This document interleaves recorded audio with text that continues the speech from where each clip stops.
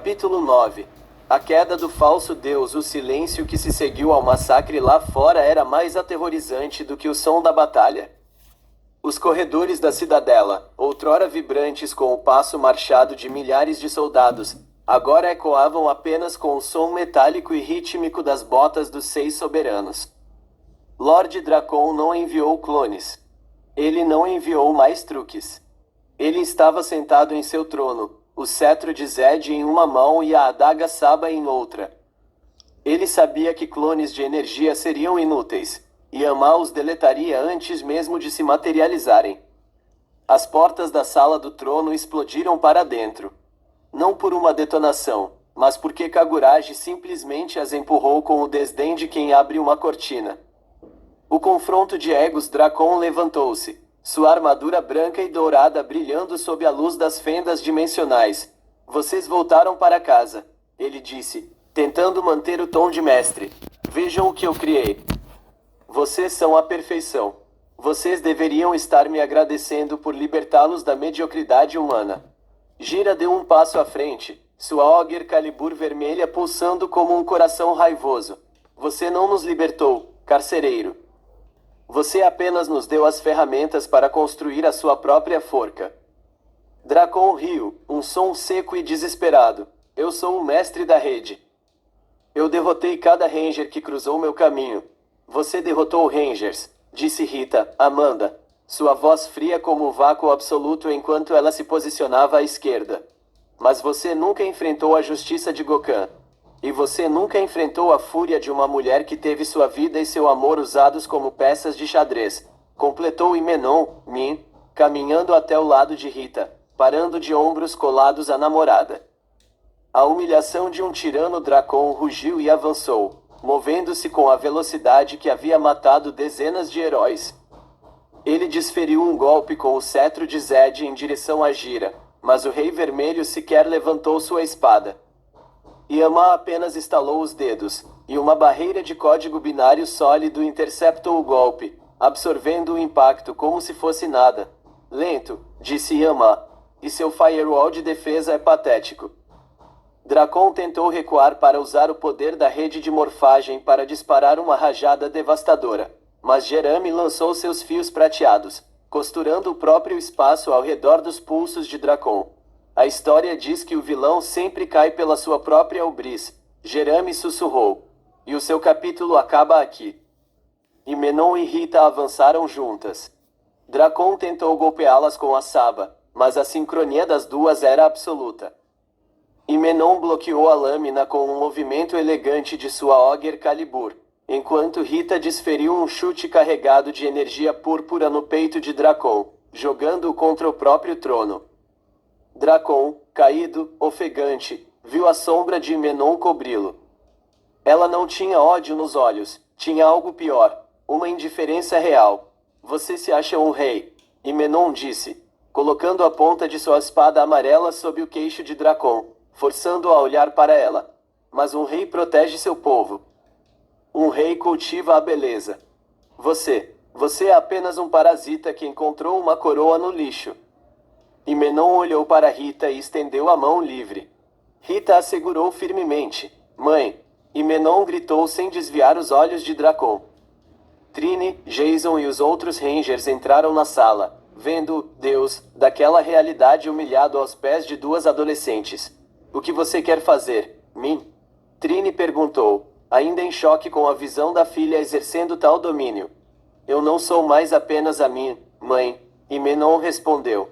E pela primeira vez, ela sorriu com ternura para Trini, antes de voltar sua face de ferro para Dracon.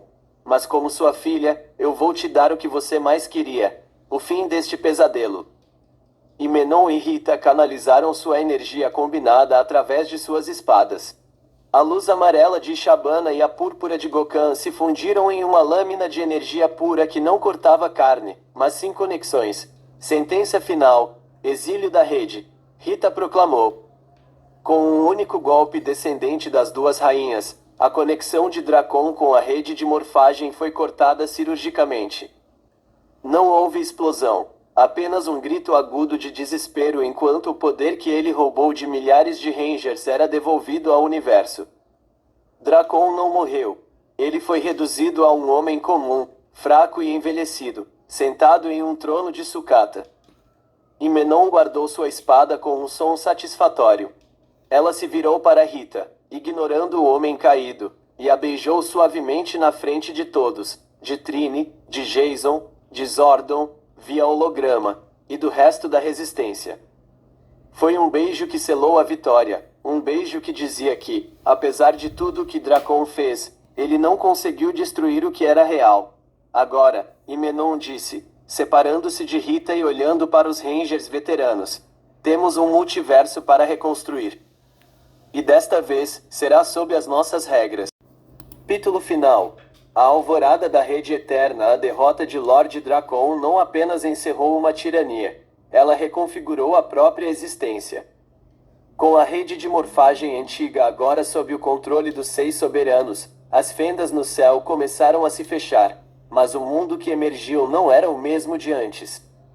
O destino do usurpador Lord Dracon, agora apenas um homem chamado Tommy Oliver de uma linha temporal quebrada, foi sentenciado por Rita, Amanda. Não à morte, que seria uma saída fácil, mas ao exílio em uma dimensão de bolso onde o tempo não passa, cercado apenas pelas memórias das vidas que ele destruiu. O silêncio será seu único súdito agora, declarou Rita, enquanto fechava o portal dimensional com um movimento gélido de sua Ogre Calibur. A reconstrução e os novos reinos, os King Ogres, decidiram que a rede de morfagem precisava de guardiões permanentes.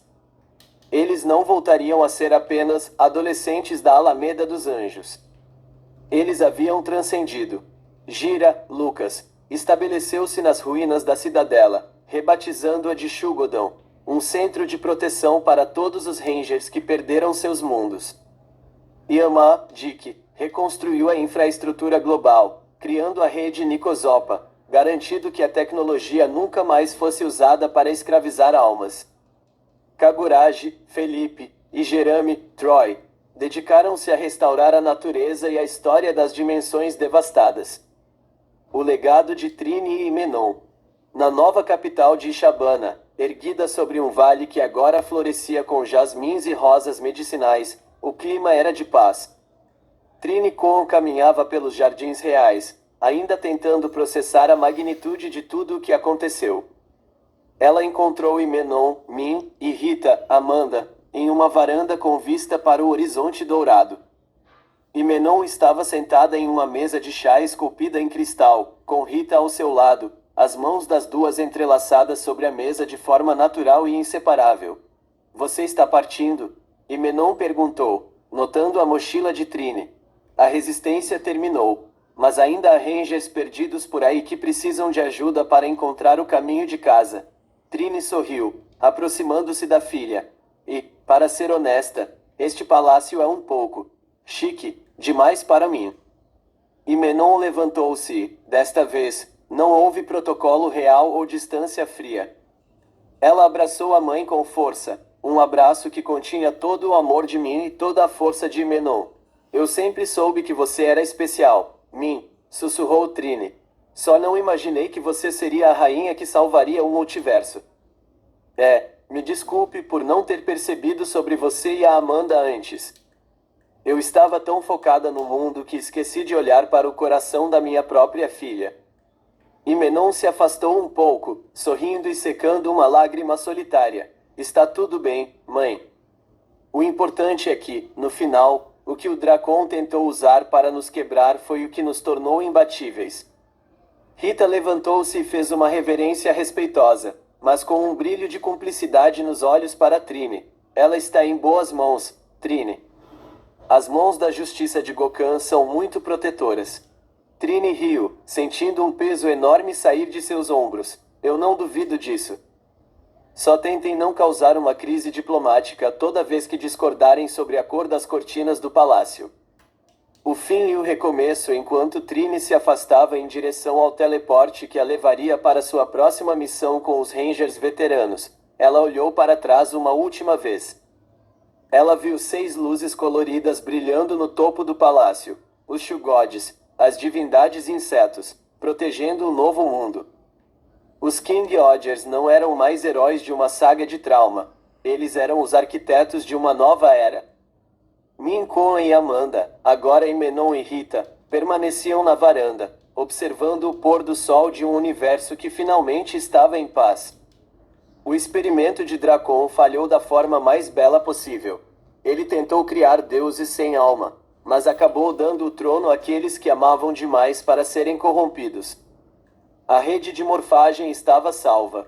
E, pela primeira vez na história, ela tinha reis e rainhas dignos de sua coroa.